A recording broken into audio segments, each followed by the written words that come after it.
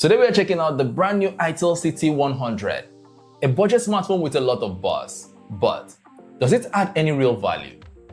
I'm joined here today by the one and only Joezy TV. What's up, Joezy? I'm good. Tech City Explorer, I'm good. So there's been a lot of hype around the Itel City 100, with the magnetic speaker and all of these props happening. But do you think this device is actually worth the hype, or it's just another budget flop from Itel? What do you think? Speaking of budget, it cost me just about 108,000 naira. So now, starting with the basics. The Itel City 100 rocks a 6.75-inch IPS LCD with a resolution of 720 by 1600 pixels and a smooth 90Hz refresh rate. Plus, it hits an OK 700 nits of peak brightness. Pretty impressive for this price. I won't say it is or not, because we have competitors like the Redmi A5 with slightly better display, and it even costs cheaper, although it has an edge over the Redmi A5. Also, there are a lot of other things to consider before we can say that this device is good. I mean, things like the performance, True.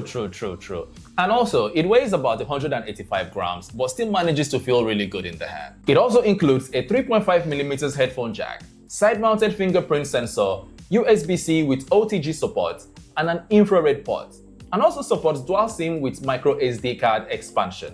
Still on the design, the build quality is plastic but looks really good. It has a matte finishing, so there will be no thumbprint stamps on the phone. It also comes with an IP64 rating for water and dust protection.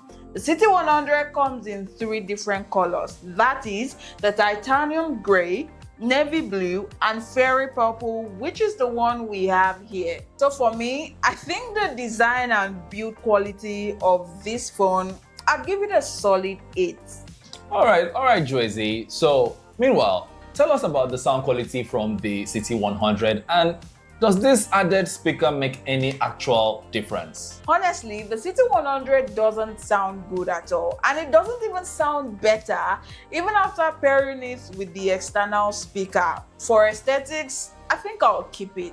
Okay. Now for the performance, the Itel City 100 is powered by the Unisoc T7-250 chipset 12nm processor. It comes in different variants, but what we have here is the 4GB RAM, which is expandable, paired with the 128GB of memory storage that can be expanded, courtesy the external SD card slot, and it's a UFS 2.2. Yeah, and it runs on Android 14 with pure 14.5 OS, which is a clean near-stock experience optimized for smoothness on budget hardware. I only wish it came with a 120Hz refresh rate, but that's just me being spoiled by the likes of Redmi. Yeah, I mean, with those specs, basic tasks like calls, messaging, social media scrolling, and light gaming should be smooth. But don't expect heavy gaming or intense multitasking on it, because it's not built for heavy tasks like that. I mean, this phone is strictly built for everyday simple task user. So yeah. Now, the camera setup is simple. A 13 megapixels rear camera with LED flash, HDR, and panorama modes. The front selfie camera is an 8 megapixel shooter. Both can shoot video at 1080p 30 frames per second. But don't expect pro level quality. Keep in mind that this device is an entry-level smartphone, so don't expect too much from the camera. It's not good. This is what shooting with the selfie camera of the Itel City 100 looks like.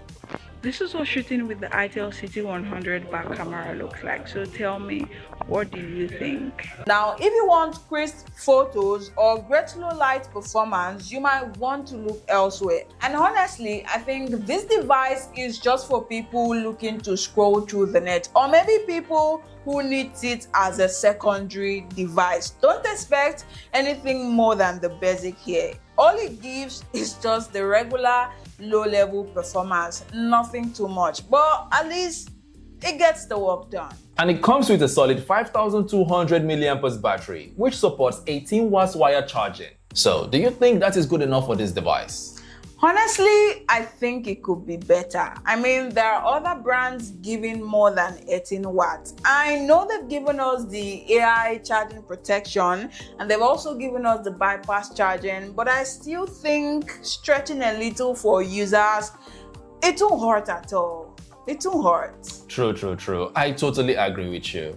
Alright, so that's it for the Itel City 100. Don't forget to like and subscribe. And that being said, until the next one. Thank you for your time. Till we see you again. Bye-bye.